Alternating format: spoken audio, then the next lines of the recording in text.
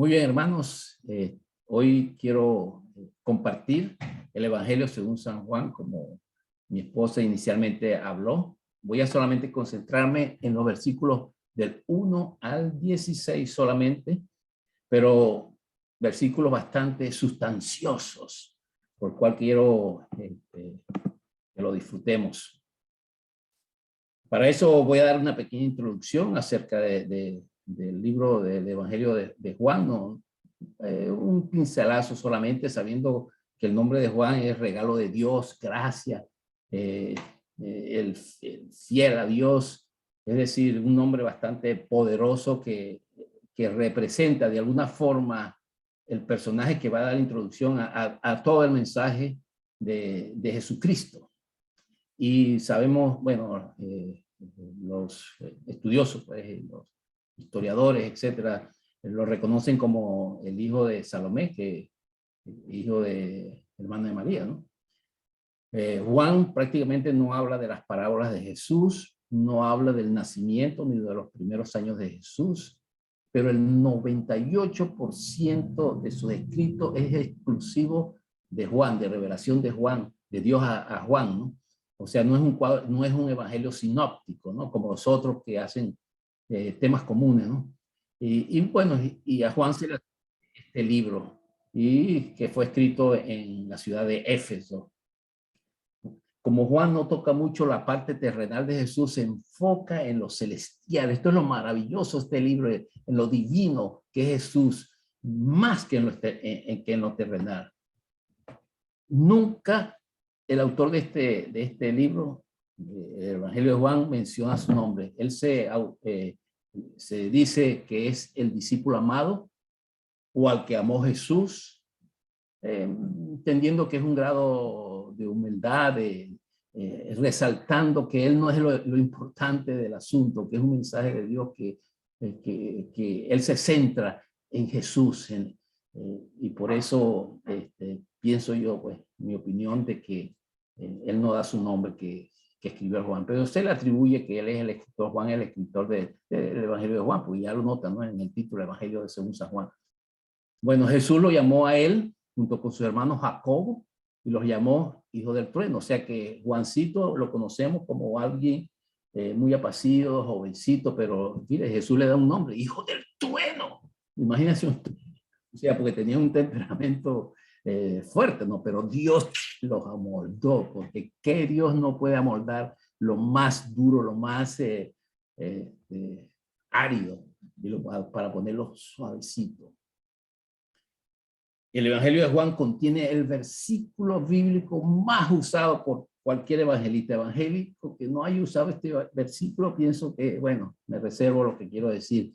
En Juan 3, 16 al 17, porque de tal manera amó Dios al mundo que ha dado su Hijo unigénito para todo aquel que en él cree, no crea, porque muchos dicen que crea, no se pierda, mas tenga vida eterna. ¿Quién no ha tenido en sus labios, en su mente, en su corazón ese versículo evangelístico? Bueno, este señor Juan es el apasionado en hablar acerca de Jesús. Y como mencionó al principio mi esposa cuando hizo la apertura, habló de Juan capítulo 20, versículo 31, donde está centrado el propósito por el cual Juan escribió este libro, que dice, pero estas cosas las ha escrito para que ustedes crean que Jesús es el Cristo, el Hijo de Dios, para que al creer tenga vida eterna en su nombre. Maravillosa introducción. Gracias, tremenda introducción. Bueno, ese es básicamente la introducción, pero el tema en la cual me voy a concentrar, el título del tema será de las tinieblas a la luz. Y para eso solamente voy a tocar 4 puntitos solamente. 4 puntitos nada más. El primero, Jesucristo es el verbo. El segundo, como lo ven en el fondo de esta diapositiva, Jesucristo, la luz. Tercer punto, Jesucristo, la gracia y la verdad. Y el último punto, un resumen de lo que hemos visto. Vieron que es cortico, así es que presten mucha atención porque voy a estar disertando sobre todos estos puntos. Así es que para comenzar de esas tinieblas a la luz, vamos a hacer un pequeño viaje al tiempo y a eso nos vamos a Génesis, capítulo 1, donde vamos a hacer una pequeña comparación entre el capítulo 1 de Génesis y el capítulo 1 de Juan. Leemos así. Déjeme tomar agua un tico porque estoy un poquito emocionado. Dice así, Génesis capítulo 1. En el principio Dios creó los cielos y la tierra.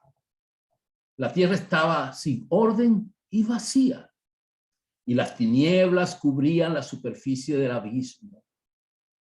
Y el Espíritu de Dios se movía sobre la superficie de las aguas. Entonces dijo Dios, sea la luz. Y hubo luz. Dios vio que la luz era buena y Dios separó la luz de las tinieblas. Así comienza el primer libro de la Biblia, más no el primer escrito. En este enfoque sobre el principio, sobre la luz y las tinieblas.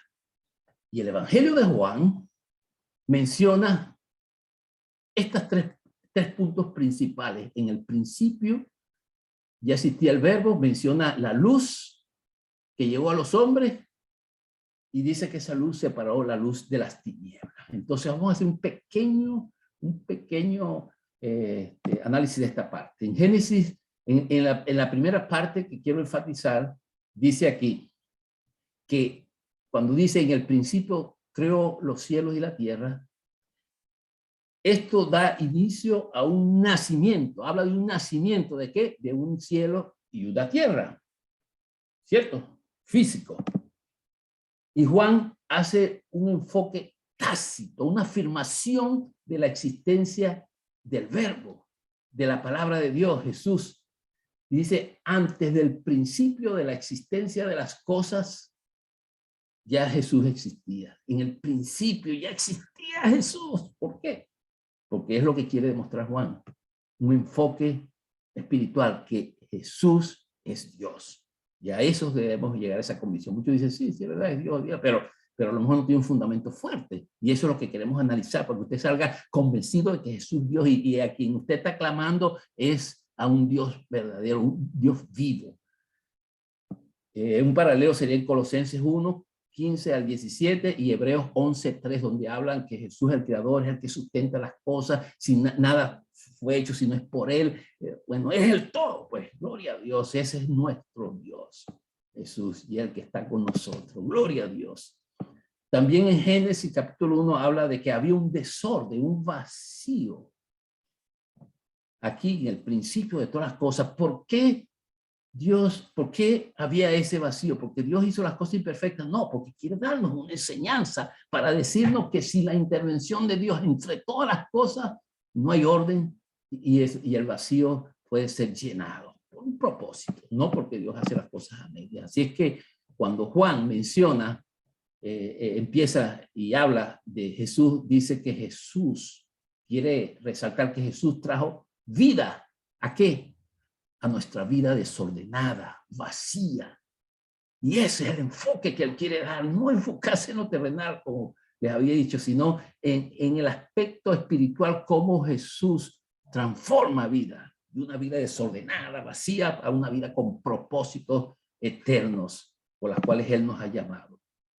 También habla aquí en Génesis de que el Espíritu de Dios se movía sobre ese vacío, sobre ese desorden. ¿Y qué nos dice Juan?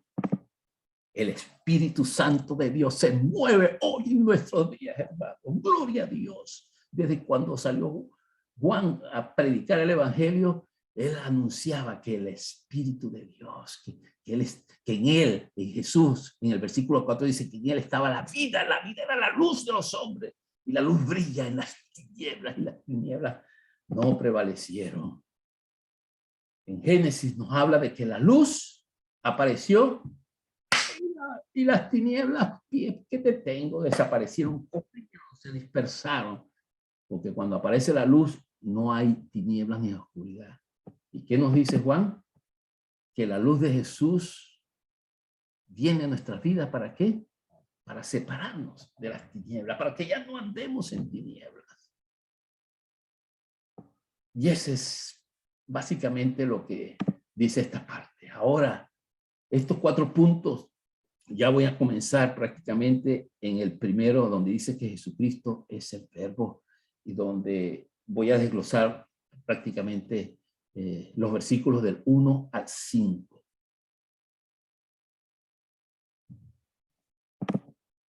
El versículo 1 dice, en el principio ya existía el verbo, y el verbo estaba con Dios, y el verbo era Dios. Aquí vemos que se usa la palabra verbo, pero verbo también significa palabra, porque el verbo refleja una acción. Es algo que da vida, algo que pertenece a Dios, algo que es Dios. Y dice, él estaba en el principio con Dios. Ese verbo estaba en el principio con Dios. Correcto, porque está hablando de quién es ese verbo, Jesucristo, ¿cierto? Y dice que todas las cosas fueron hechas, miren bien, oigan, por medio de él, y sin él nada de lo que ha sido hecho fue hecho. ¿Qué les parece, no? Decimos, Dios Padre, no, es Dios. Jesucristo no existe. No, Jesucristo aquí está hablando de ese verbo que más adelante vamos a ver cómo ese verbo se encarna y vive con nosotros, porque dice que todas las cosas fueron hechas por él, y sin él nada de lo que ha sido hecho fue hecho. En él estaba, ¿qué? La vida. La vida era la luz de los hombres. La luz brilla en las tinieblas y las tinieblas no prevalecieron. Entonces aquí vemos una relación de vida, de luz y tinieblas, que son opuestas, las tinieblas a la vida y a la luz. Y por eso vino Jesús a hacer su aparición como la palabra de vida, que es Jesús. La vida y el reino de Dios están, ¿qué? De la mano. De la mano. La palabra traducida aquí como vida es Zoé, y estuvimos orando hoy por Zoé, una de las bisnietas de Delia, la que vive en Israel, que significa el principio de vida, no bios, la cual es solo vida biológica. Está hablando de que estaba la vida, el Zoé de Dios. El reino de Dios tiene propósitos y principios orientados hacia lo eterno. Juan usa estos términos comunes de luz, de verbo, porque es la terminología hebrea, ¿no? que se emplea en esos tiempos, para mostrar que existe una revelación divina. Luz está asociado con revelación, iluminación divina. Y cuando nosotros recibimos esa revelación, esa iluminación divina, es para qué decir, oh, qué bonito, qué bello, qué chévere. No, es para obedecerla, porque la luz es iluminación, es revelación. Dios nos da revelación. ¿Con quién? Con Jesucristo. Si tenemos a Jesucristo, podemos tener acceso a los misterios de Dios. Ahora, pero si permanecemos vacíos y sin orden divino y en oscuridad, obviamente no podemos entender la palabra. Es decir, los planes y propósitos de Dios en esta vida.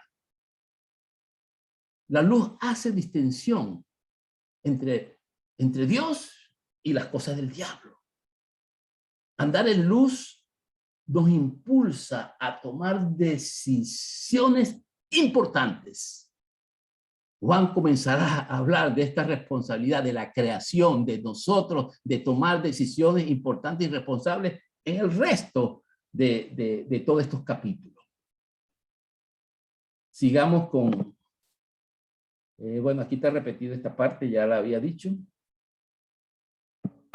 Sigamos con el siguiente punto. Jesucristo, la luz. Versículos 6 al 10.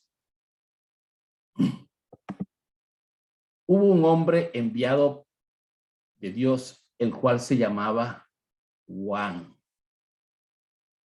Miren, qué bonito nombre. Tenemos un hermano aquí en la congregación que se llama Juan. Qué bueno.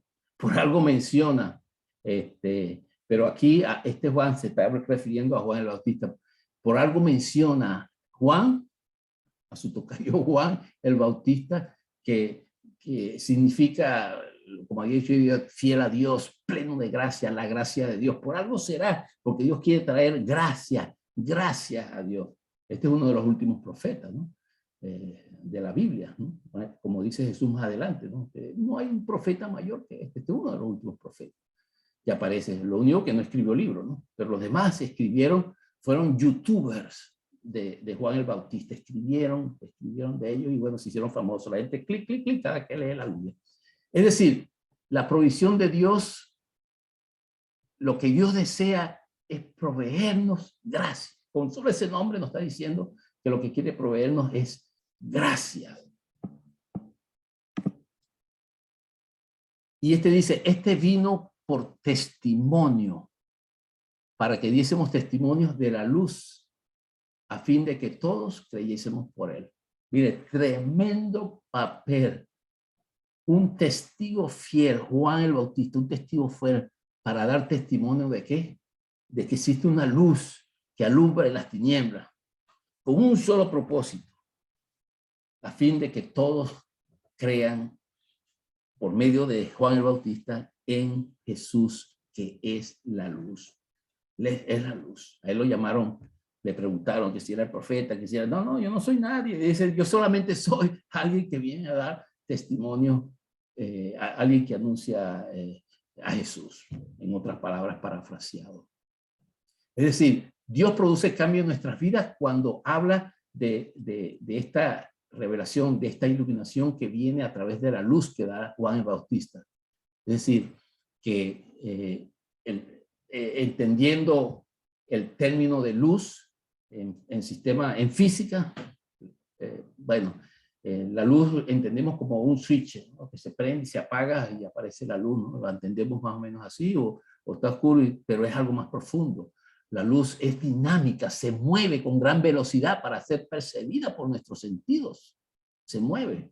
De hecho, se calcula las distancias solares, años luz, ¿no? ¿En cuánto llega la luz allá?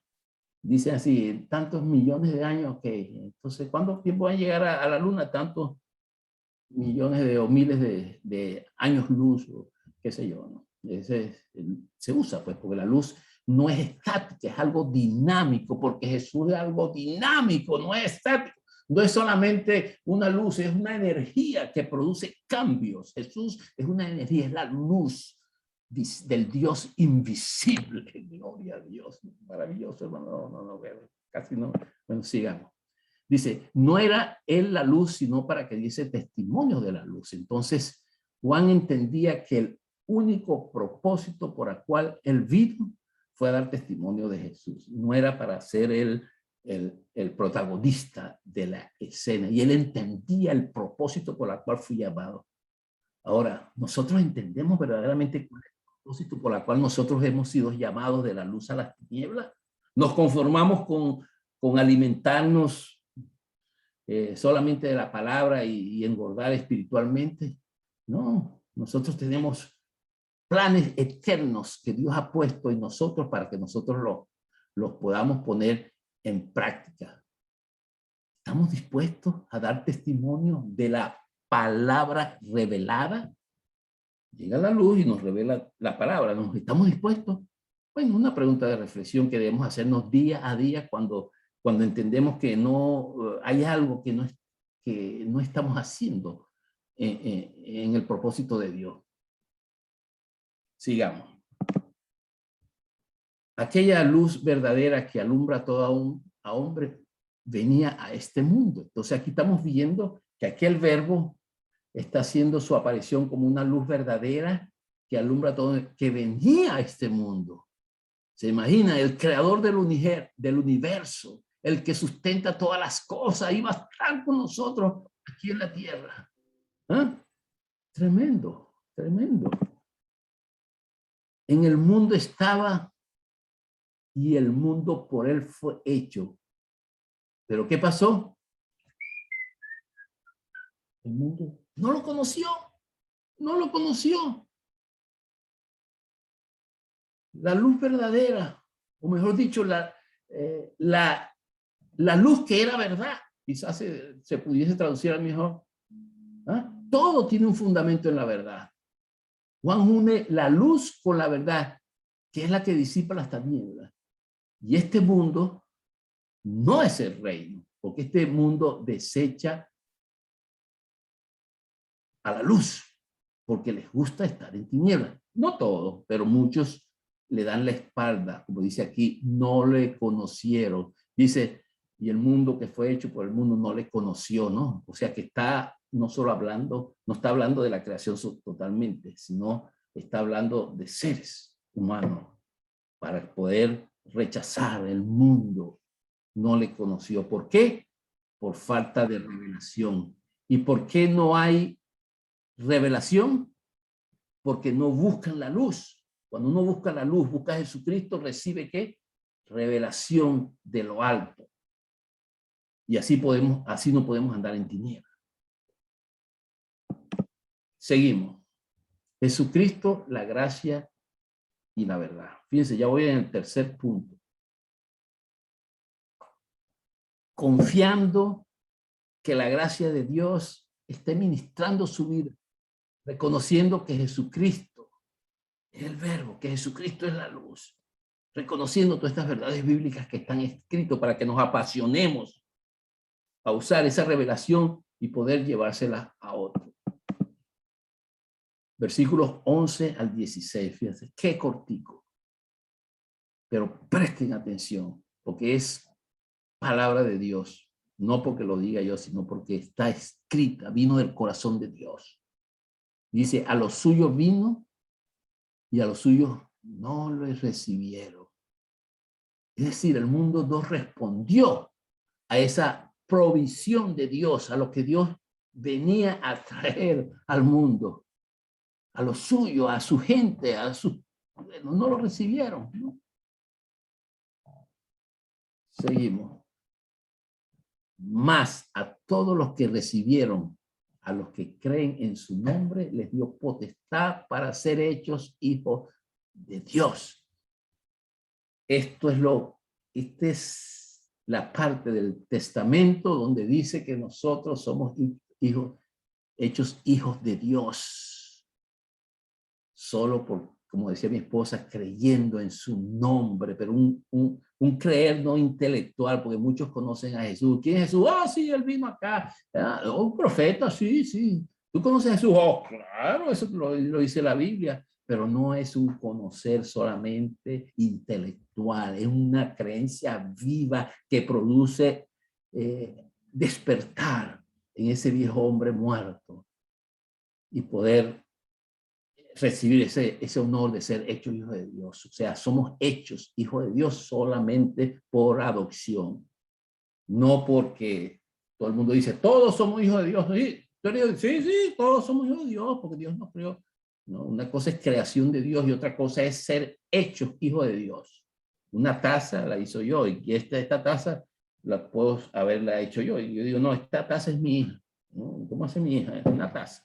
Para usarse para ciertos propósitos. Ok, continuamos. Dice, los cuales no son engendrados de sangre, ni de voluntad de carne, ni de voluntad de varón, sino de Dios.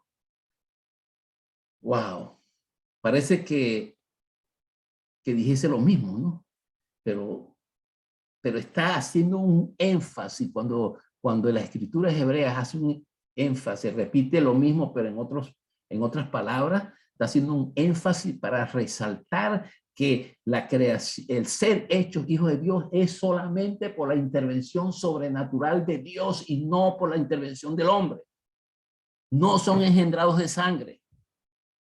No son engendrados por voluntad de carne, ni de voluntad de varón, sino de Dios. Y yo veo aquí como Dios adelantándose o haciéndole ver a la gente hacia el futuro, ¿no? Porque pudiesen crear in vitro o cualquier sistema biológico, crear un hombre, algún ser viviente, hay una mutación y decir, este es un hijo de Dios. Ni siquiera eso. Ni porque un encuentro con su esposa o con alguna mujer, tuvo nada, ni porque hicieron una transfusión de sangre ahí, papá, y salió un varón, nada, nada, nada, solo intervención divina, que quede claro, le está diciendo Juan a la gente, que quede claro y bien claro que solo por intervención sobrenatural de Dios puede ser hijo de Dios. Así es que espero que la iluminación llegue a tu corazón y a tu mente y entender que Dios está iluminando nuestras vidas. ¿Para qué? Para que seamos hijos de Dios, porque no quiere que nadie se pierda, sino que todos procedamos al arrepentimiento. Así es que, en conclusión, no todos son hijos de Dios, solamente son aquellos que han aceptado a Jesucristo como su Señor y Salvador.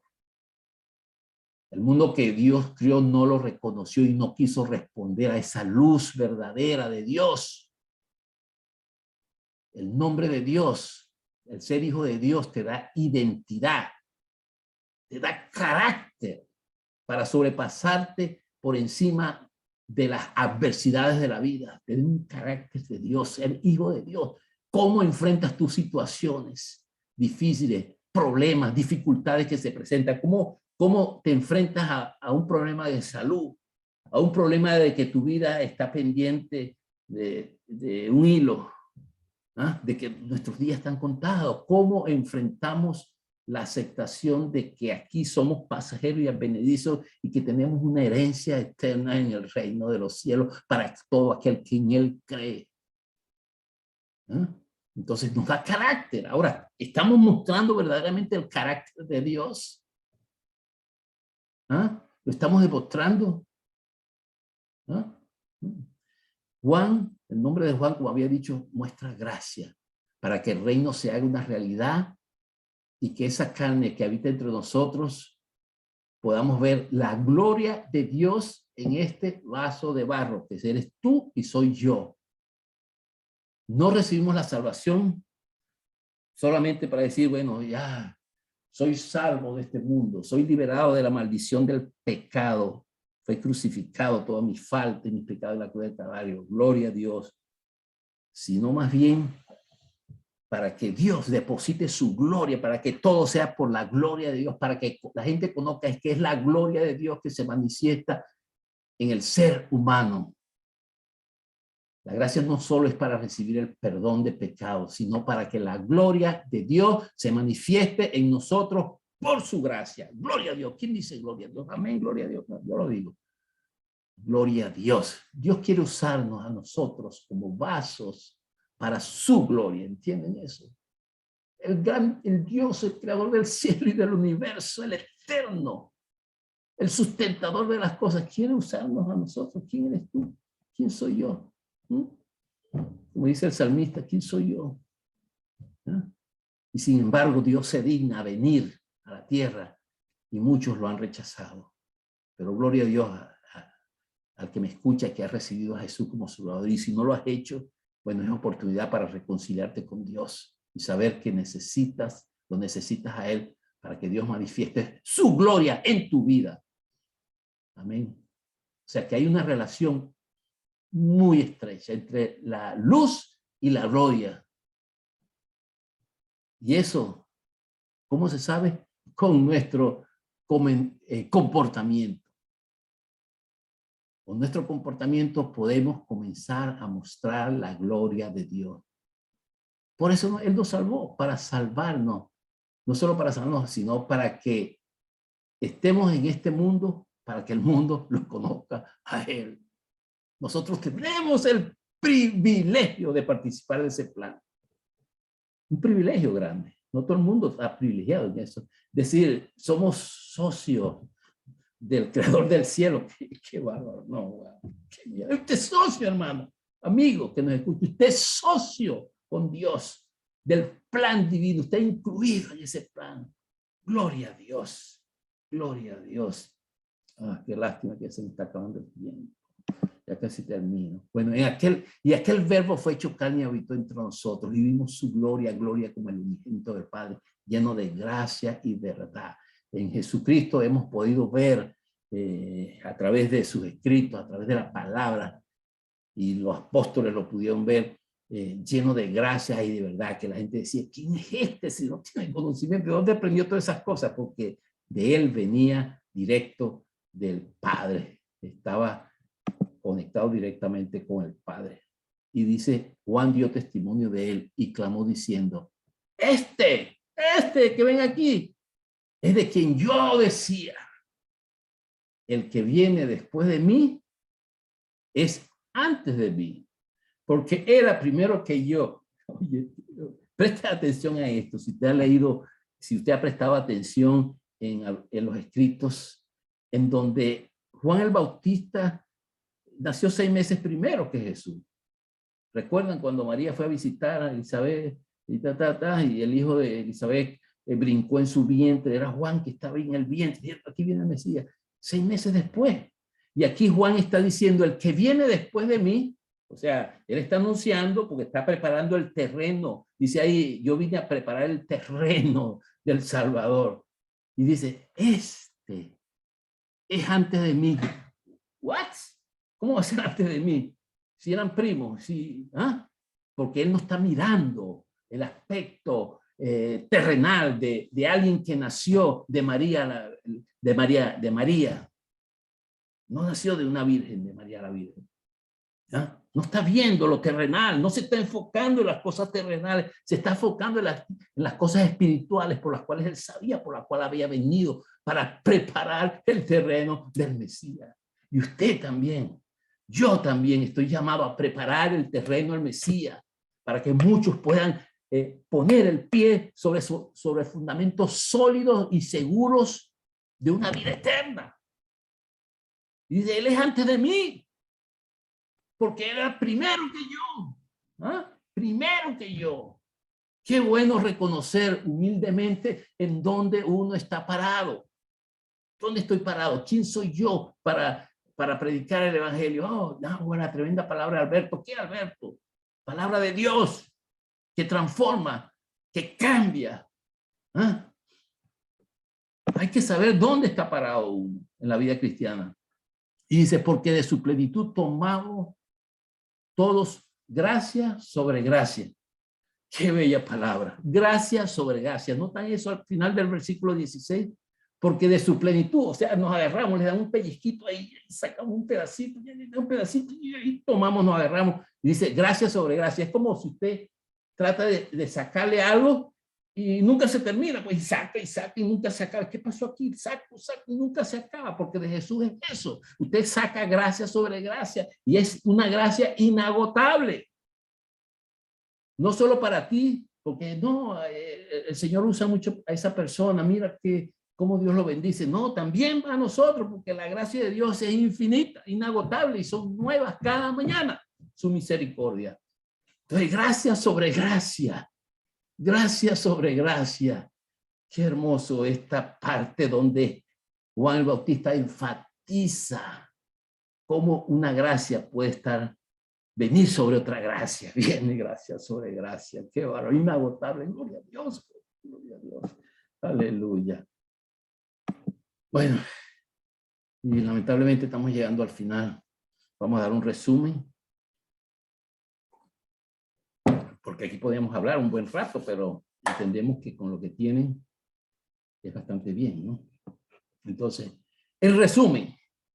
Lo que hablé, bueno, si le queda estas cosas que voy a decir, bueno, usted, digamos, ha aprovechado 100% de lo que he dicho. Lo primero, Jesucristo es el creador y sustentador de ella, de la creación. ¿Entendieron lo que yo dije? ¿Entendieron cuando yo estaba haciendo la disertación que Jesucristo es el creador y el que sustenta todas las cosas? Sí. Gloria a mí. Gloria a Dios. Jesucristo es eterno.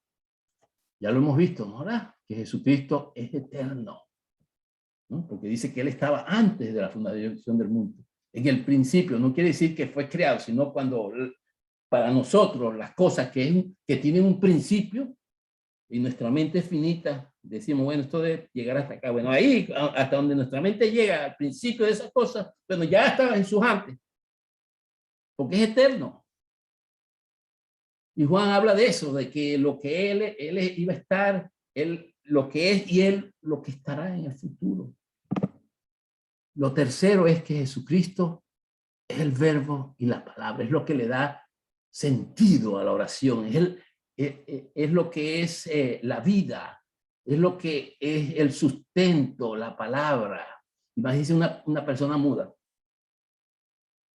que no tiene vida, pues, o sea, se comunicará con señas, lo que sea, ¿no? Pero sin menospreciar a las personas que no pueden hablar, ¿no? En el sentido de que desean expresar y por eso usan las manos, lo que sea, para expresar una verdad, la palabra, porque es una palabra creativa que da, que crea, que produce la palabra de Dios. Amén. Jesucristo es la luz. Ya creo que lo hemos debatido bastante. Jesucristo es la luz y ese es uno de los yo soy que hemos visto, que estuvimos viendo, de los 7 yo soy. Jesucristo es la gracia y la verdad. Gracia sobre gracia es la verdad. Cuando nos preguntan, ¿qué es la verdad? La verdad es Jesucristo. La verdad es Jesucristo. ¿Quieres saber? Bueno, aquí está el Nuevo Testamento. Deja explicarte lo que significa la verdad. Concluimos entonces una conclusión sobre conclusión. Jesucristo es Dios. O sea que la verdad bíblica relevante es que primero Juan el Bautista no era el Mesías. Juan el Bautista usará en los siguientes versículos una y otra vez que él es, él era y él será. Juan el Bautista, ya lo habíamos dicho, que nació antes y él reconoce su posición de que es solamente un mensajero. Así es que la verdad bíblica de lo que Dios quiere para nosotros es, yo diría que es que busquemos como hijos responder a la luz para que conozcan a Jesús. Porque Él nos dio la potestad, lo escribió, de ser hechos hijos de Dios. Esta es la verdad bíblica, responder a la revelación divina, a la cosecha que está lista en este mundo para cumplir los propósitos divinos y responder con la verdad, que es la palabra de Dios, por la verdad, poniendo la confianza en Jesús para la misión de llevar la luz al mundo que anda en tinieblas. ¿Estamos dispuestos a responder a esta revelación divina? Pregunto. Si nos rendimos,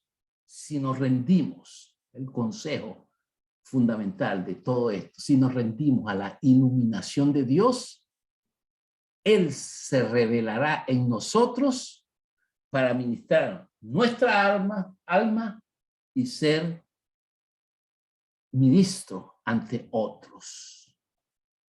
Amén. Y con eso concluyo. Esperamos que vuelvan a oír este mensaje y lo compartan con otras personas. Así es que los invito a orar.